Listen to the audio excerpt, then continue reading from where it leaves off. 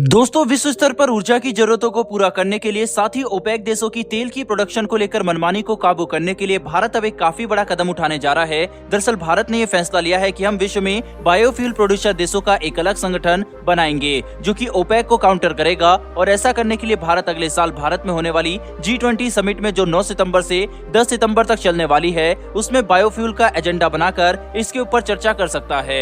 OPEC के खिलाफ भारत के लिए G20 समिट इसलिए महत्वपूर्ण है क्योंकि G20 में कई बड़े बायोफ्यूल प्रोड्यूसर देश जैसे कि यूएस, ब्राजील, इंडोनेशिया, अर्जेंटीना और चाइना मौजूद है। इसके अलावा भारत ने ओपेक को काउंटर करने वाली इस बायोफ्यूल प्रोड्यूसिंग देशों का संगठन बनाने के लिए G20 को ही इसलिए चुना है क्योंकि भारत इस साल दिसंबर में G20 का प्रेसिडेंट बन जाएगा। वहीं इसीलिए अगले साल होने वाली G20 की समिट में भारत का प्रभाव काफी ज्यादा होगा और इसीलिए भारत ने सही समय को देखते हुए सही कदम उठाना शुरू कर दिया है। ये संगठन बायोफ्यूल के क्षेत्र में टेक्नोलॉजी और जानकारी का विस्तार करेगा, वहीं पर व्यापार को बढ़ावा भी देगा। यानी कि इस संगठन के जरिए लगभग हर देश जो कि इसका हिस्सा होगा वह एक दूसरे के साथ अपनी साझेदारी बढ़ाएंगे ताकि बायोफ्यूल को बनाने के लिए ज्यादा उन्नत तकनीक और जानकारी का विस्तार किया जा सके, जिससे हर देश अपनी निर्भरता तेल के ऊपर समय के साथ कम कर सकेगा। ये संगठन बायोफ्यूल के क्षेत्र में 1G, 2G और 3G हर तरह के बायोफ्यूल के ऊपर काम करने वाला है जो कि संगठन की क्षमता को कहीं ज्यादा बढ़ा देगा। साथ ही इससे तकनीक और टेक्नोलॉजी का विस्तार भी काफी तेजी से किया जा सकेगा। दोस्तों, पहली पीढ़ी के बायोफ्यूल को सुगर स्टार, कॉर्न, व्हीट और ब्रोकन राइस जैसे पदार्थों से बनाया जाता है, यानी कि इसे बनाने के लिए खाद्य पदार्थ का इस्तेमाल होता है। इसके अलावा दूसरी पीढ़ी का बायोफ्यूल को बनाने के लिए किसी भी खाद्य पदार्थ का इस्तेमाल नहीं किया जाता, बल्कि पौधों और जानवरों के वेस्ट का इस्तेमाल किया जाता है, जो कि पहली पीढ़ी के बायोफ्यूल के मुकाबले ज्यादा अच्छा ऑप्शन है। साथ ही तीसरी पीढ़ी के बायोफ्यूल को बनाने के लिए ना तो किसी खाद्य पदार्थ का इस्तेमाल होता है और ना ही किसी पौधे या जानवर की, बल्कि तीसरी पीढ़ी के बायोफ्यूल को बनाने के लिए हम लोग अलगई, बैक्टीरिया और कई अलग अलग तरीके के माइक्रो ऑर्गेनिज्म का इस्तेमाल करते हैं, जिससे खाद्य पदार्थ की बर्बादी भी नहीं होती और किसी पेड़ या जानवर को भी नुकसान नहीं पहुंचाना पड़ता। बायोफ्यूल के क्षेत्र में अभी तक हमने इतना विकास कर लिया है कि हमने बायोफ्यूल की 3 पीढ़ियां तैयार कर ली है, जिसमें बायोफ्यूल की तीसरी पीढ़ी सबसे ज्यादा एडवांस और अच्छी है,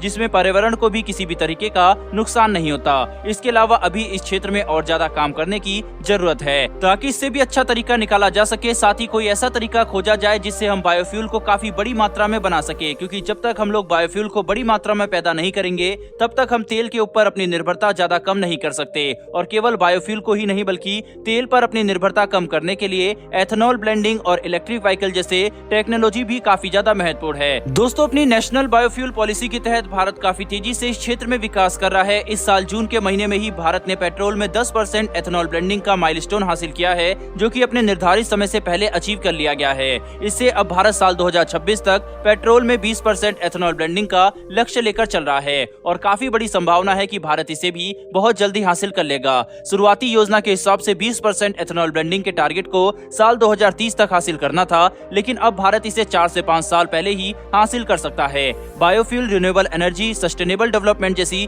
चीजों में भारत काफी तेजी से विकास कर रहा है। वहीं इसमें टेक्नोलॉजी के विस्तार से ही भारत कच्चे तेल के ऊपर अपनी निर्भरता को कम कर सकता है। इसके अलावा अंतर्राष्ट्रीय स्तर पर बायोफ्यूल प्रोड्यूसर देशों का संगठन बनाने जैसे कदम भारत के इस लक्ष्य को न केवल मजबूत करेगा बल्कि पूरी मानव जाति के लिए काफी सकारात्मक प्रभाव लेकर आएंगे। बहरहाल दोस्तों, बढ़ते हैं हमारी दूसरी खबर की तरफ। दोस्तों, संयुक्त राष्ट्र में भारत के रिप्रेजेंटेटिव रुचिरा काम्बोज ने अर्मीनिया अजरबैजान के युद्ध को लेकर ये बात साफ कर दी है कि दोनों देशों को अंतर्राष्ट्रीय कानून का सम्मान करना चाहिए। वहीं पर ग्लोबल ऑर्डर को ध्यान में रखते हुए अपने बीच के विवाद का हल बातचीत और कूटनीति से निकालना चाहिए। भारत का रुख हमेशा से साफ रहा है कि किसी भी डिस्प्यूट का हल सैन्य कार्रवाई या युद्ध से नहीं निकाला जा सकता, बल्कि केवल बातचीत से ही एक परमानेंट सॉल्यूशन निकाला जा सकता है। साथ ही भारत ने यह भी कहा है कि इन देशों को आपसी सहमति से ऐसा हल निकालने की जरूरत है जिससे ये विवाद हमेशा के लिए खत्म हो और शांति कायम की जा सके। दोस्तों, नागोर्नो काराबाग के इलाके को लेकर अर्मीनिया और अजरबैजान के बीच में साल 2020 में भी एक युद्ध हो चुका है, जिसमें हजारों सैनिकों और आम लोगों की जान गई, साथ ही जान माल का भी काफी भारी नुकसान हुआ।